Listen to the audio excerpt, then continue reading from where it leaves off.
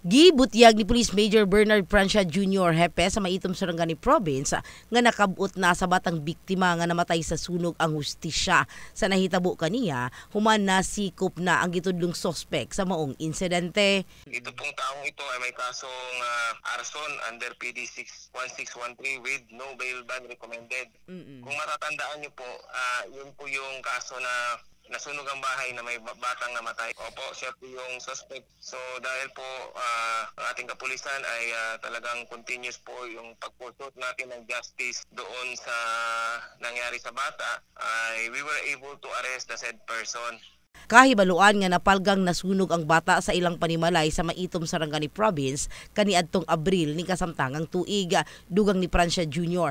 tak-om ang bakba sa dinakpan nga si Jonard Montes alias Bagyo kalabot sa partisipasyon niini sa krimen. Nadakpan si Montes sa barangay Kisik, Palimbang, Sultan Kudarat Biyernes sa hapon. Samtang sikop usab sa operasyon sa Maasi Municipal Police Station silang Rixan Moya, 38 anyos, tricycle driver nga dunay kasong pagsupak sa Coconut Preservation Act of 1995.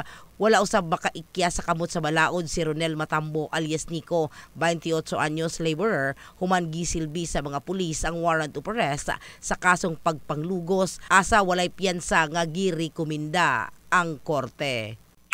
So far may mga naapa mga wanted nga actually kana mga warrant isdugay na kayo. So ginaparespect sa korte. Opo.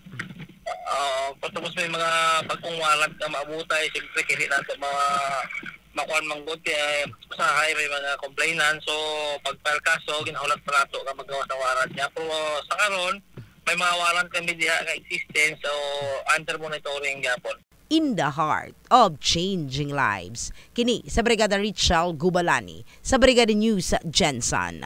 Brigada News!